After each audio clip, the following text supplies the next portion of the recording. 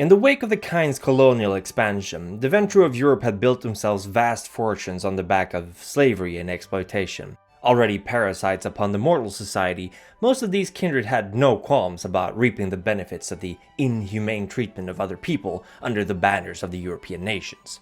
And so they quickly established themselves as the richest clan in the Camarilla. And with the rise of Britain as the dominant power of the 19th century, many Ventrue traveled far and wide, establishing new domains for themselves in lands such as India, South Africa, Macau, and more. In India, the Danava, a Ventrue bloodline, had long been in existence before the arrival of these European blue bloods. Their origin is very much an object of debate, some even claiming that the Ventrue are an errant bloodline offshoot from their own main clan. The Danava remained an influential group until the Victorian age, after which they seem to have faded into obscurity. At the beginning of the 20th century, Teutonic Ventrue, under Hardestadt and Robert Cross, saw Germany rise as yet another great power under the leadership of Chancellor Bismarck.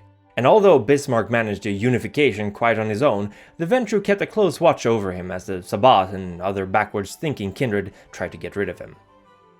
It seemed at the time that Europe was in a never-ending era of success and growth, and the Ventrue could not have been more pleased, their influence and iron grip, both on the mortal as well as the kindred realm. But then a shot rang out, and the world fell into its bloodiest conflict so far. The Ventrue saw their investments, their factories and holdings bombed, and Germany's nascent rise, and Hardestadt and Robert's aspirations with it, were halted and crushed. And for many kindred, the destruction wrought by the First World War left a bad taste in their mouths, and they left for America, largely untouched by the war and a burgeoning economy in its own right. Many still remained in Europe, however, and with the rise of the post-war fascist movement, so too did they see a chance to rebuild what had been lost. Mussolini's promise of a new Roman Empire appealed to many of the older Ventrue who longed for the days when Rome, and its domain, was theirs to rule. And in Germany, Hitler attracted younger Ventrue who saw in him a figure equal to their elders Mussolini. Hitler, however, turned out to be nigh impossible for the kindred to influence, and while these Ventrue may have initially benefited greatly from the industrial economy that the Nazis built, the war that soon followed turned their success into ashes. The clan was splintered as nearly every nation participating in the Second World War had Ventrue deeply invested in them. Cooperation between clan members collapsed quickly as it became every kindred for themselves, and as the smoke settled, America, and the Ventrue who left for it, turned out to be the strongest ones standing, rivaled only perhaps by the Soviet Union. While the Brujah of Russia were the most powerful clan in the USSR, there were still several influential Ventrue in the Eastern blocs.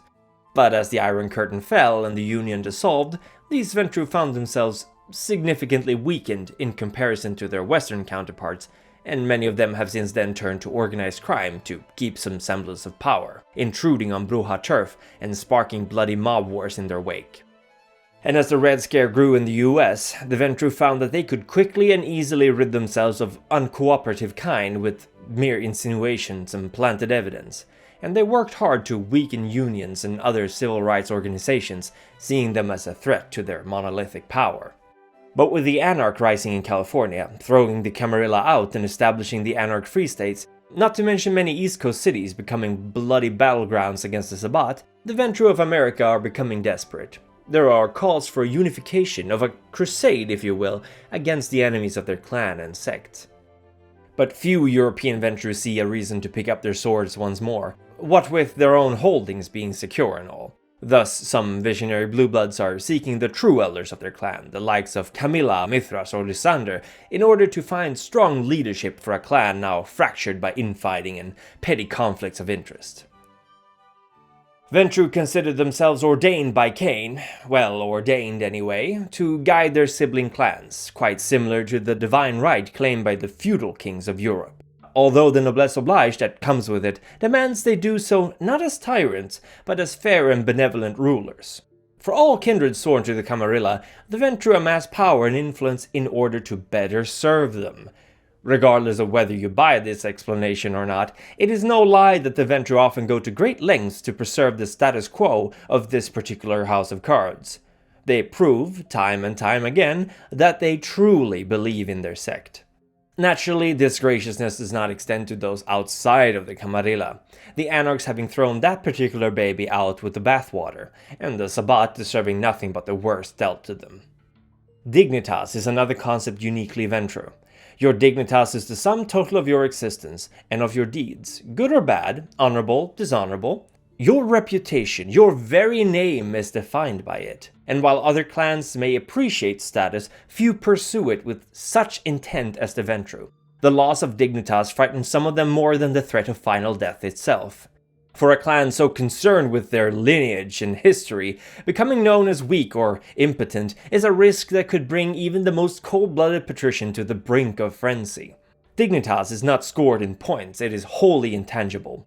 All that matters is how a Ventrue achieves their goals. If done the proper way, through personal victories not at the expense of their clanmates or decorum, it weighs more heavily. Ventrue is, after all, an old clan, and they value traditions.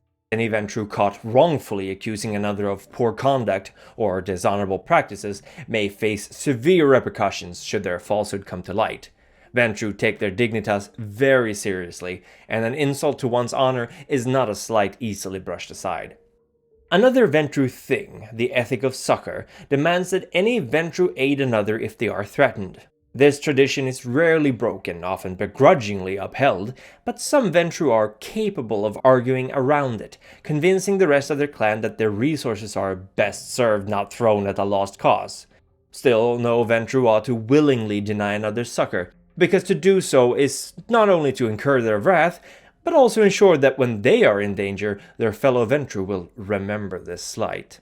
A Ventrue who calls upon succor when no true threat exists runs the risk of losing much dignitas, as they are perceived to be prone to hysterics and incompetence, and issues between Ventrue may even come to be settled by the Directorate. A neonate denying a prince may be blood bond or even destroyed, while in the opposite case the prince may merely be levied with a fine or a minor boon. The Ventrue are polite creatures, their politeness belying a predator's thirst for power. What might seem like a pleasant exchange between old comrades can be a battlefield of wits, words expertly picked to prick their opponent to death with niceties and false flattery. A Brujah who complains of a Ventrue's rigid, overly polite way of speaking as being insincere is half right. It is sincere, although the intention is often far from congenial. Discipline is a virtue valued by the Ventrue who would consider a loss of control, especially at a social gathering, simply too dark of a stain on their dignitas to bear. It is no secret that Clan Ventrue have long chosen to embrace the powerful, or at least the ones used to wielding power. And for a large part of the Western world's history, those were men, and white. Although more recently embraced patricians do differ greatly, many Ventrue making no difference where the money and power comes from, older Ventrue tend to be from a very specific group of people. That does not necessarily mean that women or minorities are not embraced, but that Ventrue is in many ways still a boys' club, especially among the more set in their ways elders of the clan. And since many older Ventrue also tend to be quite powerful, few can challenge these prejudices in their domain without risking unlife, or arguably worse, their dignitas. But this could be a perfect motivator for a younger Ventrue to fight the system from the inside, or even turn anarch, disgusted by their elders' bigotry.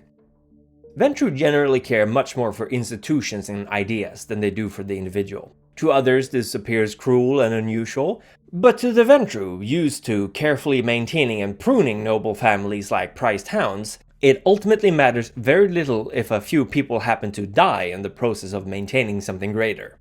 This callous nature is a major source for the other clan's distrust of the Blue Bloods. If a Ventrue thinks a goal is worthwhile enough, no one, not even their own childer, may get in the way of them achieving it. In fact, many Ventrue are rather quick to forget that they were once human themselves, often easily falling into a mindset that the kind are only worthwhile as a collective, the individual mattering so little it is not worth the time or energy to care. There are a myriad of clan titles, traditions, rules of etiquette and the like within the ancient and venerable clan of Ventrue, and seeing as we're out of time for now, if you would like me to do another video on the Ventrue in the future, do let me know in the comments. In my next video, I will discuss blood bonds and the many ways it occurs in kindred society, as well as the forbidden act of diablerie, the consumption of another kindred's very soul. I would like to thank my neonate patrons and the Ancella Edward Reed for their continued support of my work. And thank you for listening. Be careful out there, for Gehenna may soon be upon us.